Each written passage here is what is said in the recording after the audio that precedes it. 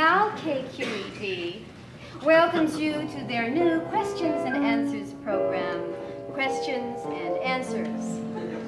Our first guest speaker is an expert in personal credit. I would like to introduce, and would you please welcome Mr. John M. Doe. Mr. Doe.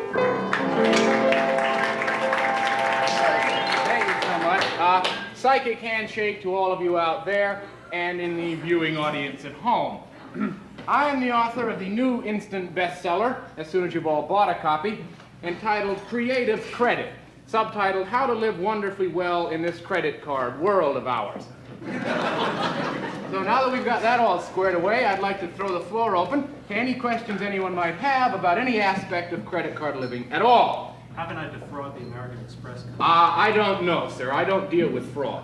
Fraud is breaking the law for which they can put you in jail. My aim is to aid us all in dancing under and beside the law and not break it. What happens when the bill arrives? When the bill arrives, as it is wont to do, first of all, ignore it.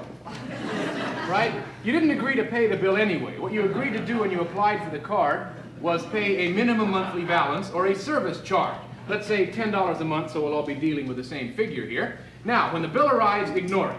30 days later, you get a little bluebird saying, maybe our letters have crossed in the mail. I see there are people in the audience who have gotten the little bluebird. Don't make the bird a liar. Write them a letter in longhand saying, dear sirs, I don't have my bill. Could you please send it along? Meanwhile, here is my $10 service charge for this month to show my good faith. Now, that's 2 months you've eaten up already, right, for $10 or $5 a month. Now, that gets back there. The computer doesn't know what to do. He can't stamp your bill paid because you still owe them, say, $10,000. But on the other hand, he can't stamp it not paid because you sent along $10 they didn't have before. He spits it out, it comes around again, that's 90 days or 3 months you've eaten up, you're down to $333 a month. Now, 4th month you get a bill, stomp on it, twist it, mash it all up. Let's remember, do not fold, spindle, or mutilate is merely a request. It is not a law. Stick that in the old envelope, mail that back. The computer cannot deal with a card that looks like a dog's been eating it, so it comes around again. You're up to 5 months, you're down to $2 a month, and the end is nowhere in sight. Something else. How can you get credit if you've been through bankruptcy? That's the best way, sir. I mean, it shows you understand the machinations of American business.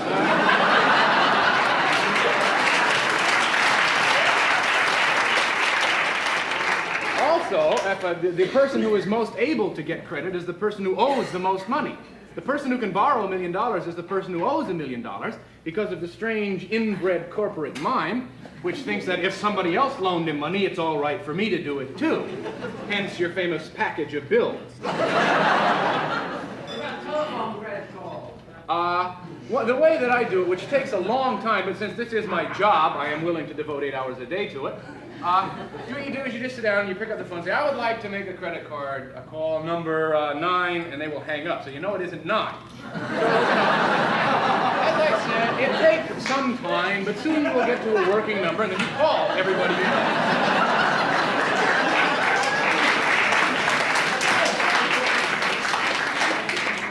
Something else. What do you do when they come for you?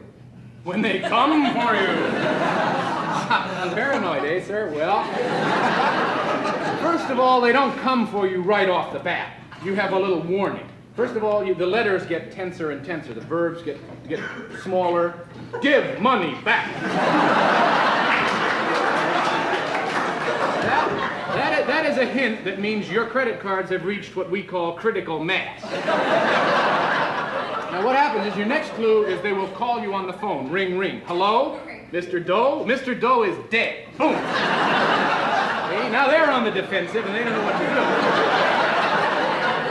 So what you do is run down to your friendly neighborhood courthouse, legally change your name, get a new set of applications, reapply for a new set of credit cards in your new name using your old name and number as a reference. They come in the mail and you're off again.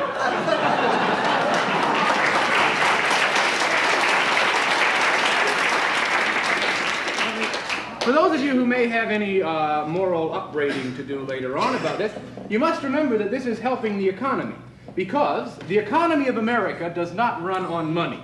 Clearly it doesn't, since there isn't enough. I mean, we're already on the tinfoil standard, heading for the ball of string. America and the economy thereof runs on the promise of money, which is also defined as credit. So the more bills you run up, the healthier the economy looks. And the longer it looks healthy, the better chance it might become healthy. Therefore, would you recommend not charging so the economy would look worse for the current administration?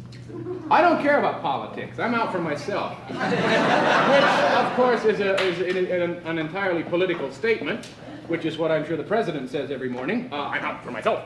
But no, I would advise everybody in the room to charge everything and try to get away with as much as you can, because the more of us that do it, the less likelihood there is any single one of us will be caught. Where is all this leading to? Where is all this leading to? I'm living a pretty good life. And you could too. All it takes is a willingness to endure writer's cramp for a certain period of time. Anything else? What would you want to return a card? Heresy, sir. But if you really want to return it, cut it in half and mail it back. Anything else? Hello? What happens when you have a mass of creditors down on you all at one time? Disappear. Change your name and you are somebody else. I am John M. Doe, my 13th name. I began at John A., John B. They don't know. There are so many John Does in the world, most of them in morgues, but it doesn't make any difference. One thing for you all to remember is there is a great way to avoid all this. There is a thing, mail is known as being in transit when it is on its way to you.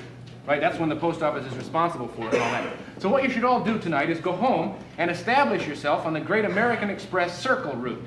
What you do is write a letter to American Express, Paris, France, asking them to please forward all your mail to American Express, Buenos Aires.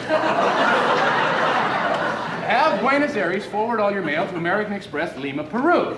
Now, American Express is opening new offices every day to keep us happy, so let's use them.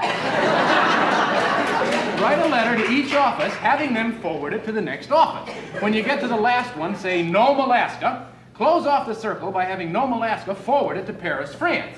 Now, anytime you get anything even remotely resembling a bill, send it to Paris. It's off on a 2-year round-the-world trip.